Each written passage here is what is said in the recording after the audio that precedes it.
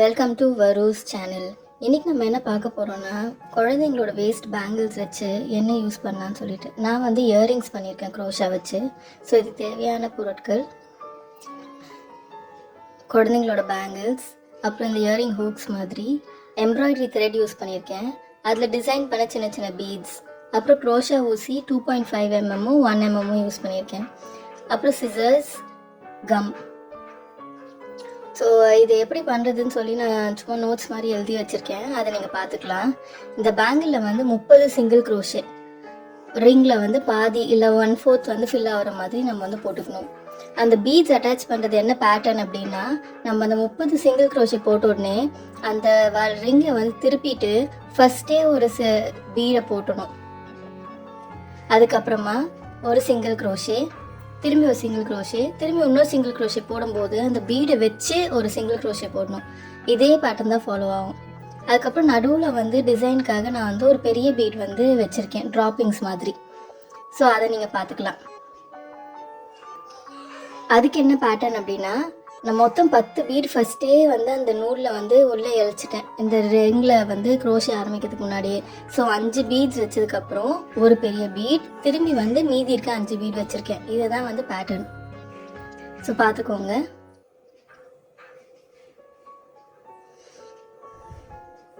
இப்போ நம்ம ஆரம்பிக்கலாம். கொஞ்சம் நூல் வந்து பெருசாக விட்டுட்டு ஒரு சிங்கிள் க்ரோஷே வளையத்துக்கு கீழே விட்டு நூலை இழுத்து அந்த நூலை உடுக்குள்ளே இழுக்கும்போது அது வந்து ஒரு சிங்கிள் க்ரோஷேன்னு சொல்லுவாங்க. இந்த மாதிரி. ஸோ இந்த மாதிரி 30 வாட்டி நம்ம பண்ணணும். ஸோ அது வந்து 30 ஸ்டிச்சஸ் அந்த வளையல் மேலே வரும். நான் இந்த 30 ஸ்டிச்சும் போட்டுட்டேன். போட்டதுக்கப்புறமா இந்த மாதிரி வந்திருக்கு.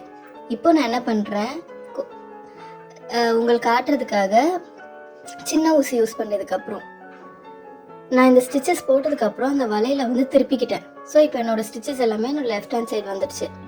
இதுக்கப்புறமா நான் அந்த முன்னாடியே விட்டுருந்த பீட்ஸில் ஒரே ஒரு பீட் எடுத்து ஃபஸ்ட்டு சிங்கிள் க்ரோஷேக்கு தான் நான் போட போகிறேன்.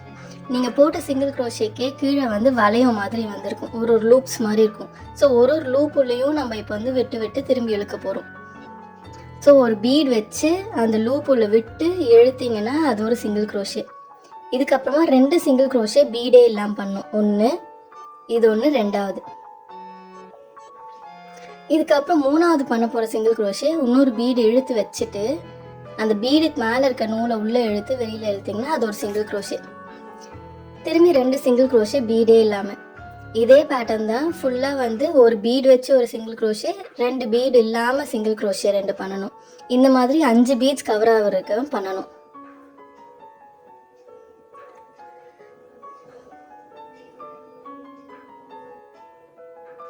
ஸோ இப்போ நான் வந்து பெரிய பீடு எடுக்க போகிறேன். அதுக்கு எப்படி பண்ணுறதுன்னு சொல்கிறேன்.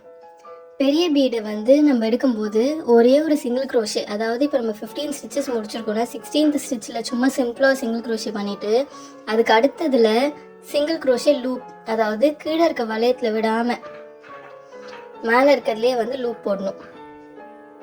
போட்டு அந்த பீடை வச்சு இன்னொரு சிங்கிள் க்ரோஷே பண்ணி திரும்பி ஒரு சிங்கிள் க்ரோஷே பண்ணி கீழே இருக்க அந்த ரிங்கோட இருக்கிற லூப்பில் வந்து ஒரு சிங்கிள் க்ரோஷே பண்ணி அட்டாச் பண்ணிடணும்.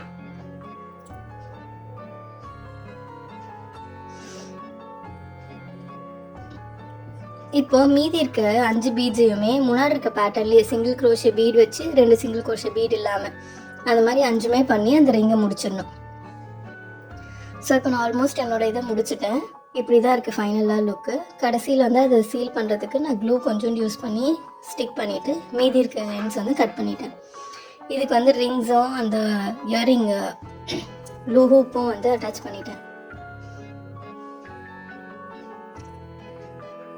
சாரி, இப்போ தான் வீடியோஸ் வந்து ரெக்கார்ட் பண்ணுறேன் வாய்ஸோட. ஸோ என்ன எரர்ஸ் இருந்ததுன்னா சாரி ஃபார் தேட். அண்ட் இதுதான் என்னோடய ஃபைனல் ப்ராடக்ட்.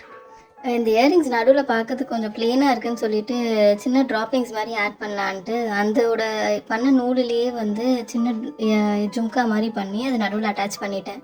ஸோ இப்படி தான் இருக்குது ஃபைனலாக ப்ராடக்ட் பார்க்குறதுக்கு. தேங்க்யூ ஃபார் வாட்சிங் this video. Please like and subscribe to my video. Thank you.